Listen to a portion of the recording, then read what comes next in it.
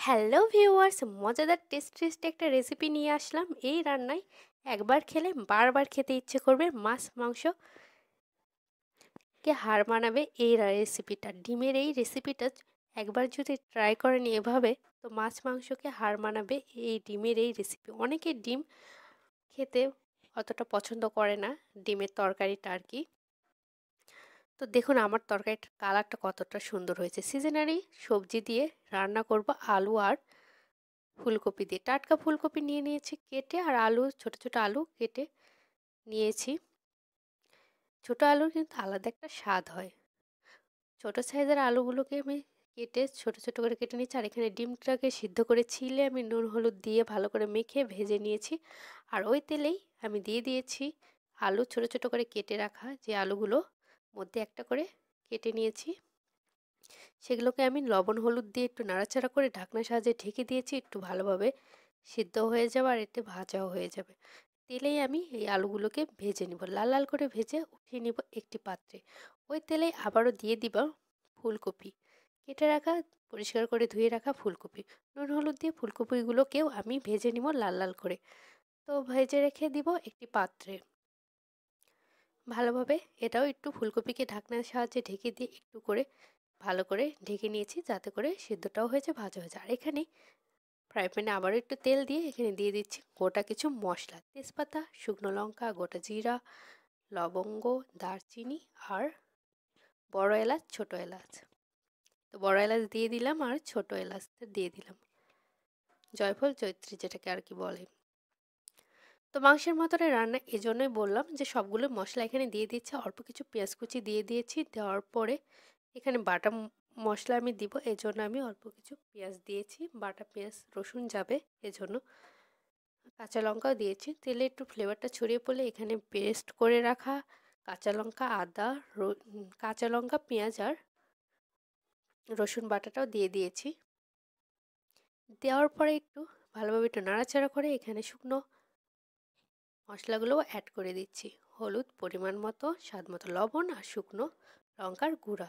যেহেতু আমি কাঁচা লঙ্কা দিয়ে দিয়েছি বাটা এবং চেরা, এজন্য আমি সেই অনুযায়ী কাঁচা লঙ্কা বাটার চেরা দিয়েছি, সেই অনুযায়ী আমি এখানে শুকনো লঙ্কার গুঁড়োটাও দিয়েছি। তারপরে একটু কষিয়ে নিয়েছি। তারপর একটু তেল ছড়িয়ে পড়লে এখানে আদা জিরা পেস্টটাও দিয়েছি। দেওয়ার পরে আবারও অনবরত নাড়াচাড়া করে এটাকে ভালোভাবে কষিয়ে নিব। কষাতে কষাতে একটু তেল ছড়িয়ে পড়লে এর উপরে দিয়ে দেবো সামান্য পরিমাণে একটু চিনি। এতে করে কালারটাও ভালো হবে, তরকারির খেতেও ভালো হবে আর দারুণ একটা টেস্টও আসবে। তো আপনারা না চাইলে নাও দিতে পারেন চিনি, তবে চিনি দিলে কালারটা ভালো আসে, টেস্টটাও কিন্তু আলাদা একটা হয়, খেতেও ভালো লাগে। একটু পরিমাণ চিনিও অ্যাড অবশ্যই করতে পারবেন। দিয়ে ভালোভাবে একটু নাড়াচাড়া করে নিলাম। নেওয়ার পরে তেলটা একটু ছড়িয়ে পড়তেছে, এই পর্যায়ে দেখতে পাচ্ছেন তেলটা একটু ছড়িয়ে পড়তেছে প্যানে। ভালোভাবে মশলাগুলোকে একদম কষিয়ে নিচ্ছি, দেখতেই পাচ্ছেন মশলাগুলো একদম ভাজা ভাজা টাইপের একটু কষিয়ে নিলাম। তারপর অল্প পরিমাণে একটু জল অ্যাড করে দিলাম, দিয়ে একটু মশলাগুলোকে আবারও ভালোভাবে কষিয়ে নিলাম, যাতে তেলটা উপরে ছড়িয়ে পড়ে। এই পর্যায় পর্যন্ত আমি কষাতেই থাকবো। কষাতে কষাতে মশলার উপরে তেল ছড়িয়ে পড়েছে, এ পর্যায়ে আমি দিয়ে দিব আগে থেকে ভেজে রাখা ফুলকপি, আলু আর ডিম। তো ডিমটাও আমি এখনই দিলাম, যাতে ভালোভাবে মশলার সাথে ভালোভাবে কষিয়ে নিলাম। এর জন্য মশলার সাথে আমি ডিমগুলো, ফুলকপি, আলুগুলোকেও ভালোভাবে একটু নাড়াচাড়া করে কষিয়ে নিয়েছি। তারপর অল্প পরিমাণে একটু জল দিয়ে ভালোভাবে আরও ভালোভাবে কষানোর জন্য একটু ঢাকনার সাহায্যে ঢেকে দিব। এটাকে নাড়াচাড়া করে অল্প পরিমাণ জল দিয়ে নাড়াচাড়া করে একটু ঢাকনার সাথে ঢেকে দিলাম।